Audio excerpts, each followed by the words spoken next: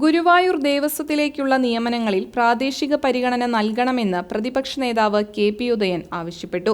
ഗുരുവായൂർ ക്ഷേത്രത്തിലെ ആചാരങ്ങളും ചടങ്ങുകളും ഐതിഹ്യങ്ങളും നേരിട്ടറിഞ്ഞ ജീവനക്കാർ ഉണ്ടാവുക എന്നത് കാര്യങ്ങൾ സുതാര്യമായി മുന്നോട്ടു കൊണ്ടുപോകാൻ കഴിയും.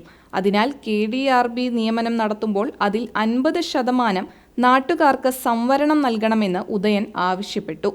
ഇത് സംബന്ധിച്ച് മുഖ്യമന്ത്രി, ദേവസ്വം വകുപ്പ് മന്ത്രി, KDRB chairman advocate KB Mohandas, Guruvayur Devaswom chairman doctor VK Vijayan, ഭരണസമിതി അംഗങ്ങൾ എന്നിവർക്ക് നിവേദനം നൽകി. മറ്റു ദേവസ്വം ബോർഡുകളിൽ ഭരണസമിതിയിലേക്ക് പോലും അതാതു പ്രദേശങ്ങളിലുള്ളവർക്കേ അവസരം നൽകൂ. നിയമനങ്ങളിൽ പ്രാദേശിക പരിഗണന നൽകേണ്ടത് അത്യാവശ്യമാണ്.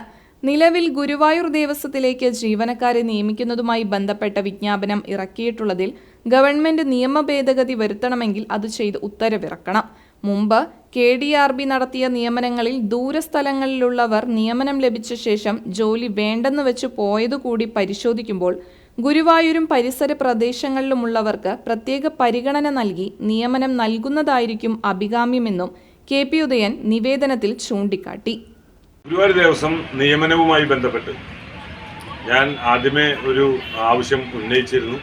ബഹുമാനപ്പെട്ട മുഖ്യമന്ത്രിയോടും കേരളത്തിൻ്റെ ദേവസ്വം വകുപ്പ് മന്ത്രിയോടും KDRB Kerala Devaswom recruitment board ചെയർമാനോടും ഭരണസമിതി അംഗങ്ങളോടും ഗുരുവായൂർ ദേവസ്വം ചെയർമാനോടും എല്ലാവരോടും ഒരു ആവശ്യം മുന്നോട്ട് വെച്ചിരുന്നു. ക്ഷേത്രത്തിലേക്കോ ഗുരുവായൂർ ദേവസ്വവുമായി ബന്ധപ്പെട്ടോ നിയമനങ്ങൾ നടത്തുമ്പോൾ 50%, ഏറ്റവും ചുരുങ്ങിയത് 50% നിയമനങ്ങൾ പ്രാദേശികമായി ഗുരുവായൂർ പ്രദേശത്ത്, ക്ഷേത്രപ്രദേശത്ത് മാത്രം എന്നുള്ളതല്ല, ഗുരുവായൂരും പരിസര പ്രദേശങ്ങളിലുമൊക്കെയായി ഗുരുവായൂർ ക്ഷേത്രത്തിൻ്റെ പ്രാധാന്യവും ചിട്ടകളും ചടങ്ങുകളും ഐതിഹ്യങ്ങളും ഒക്കെ ജീവിതാനുഭവത്തിലൂടെ അനുഭവിച്ച് പഠിച്ച ആളുകൾക്ക് തൊഴിലവസരങ്ങൾ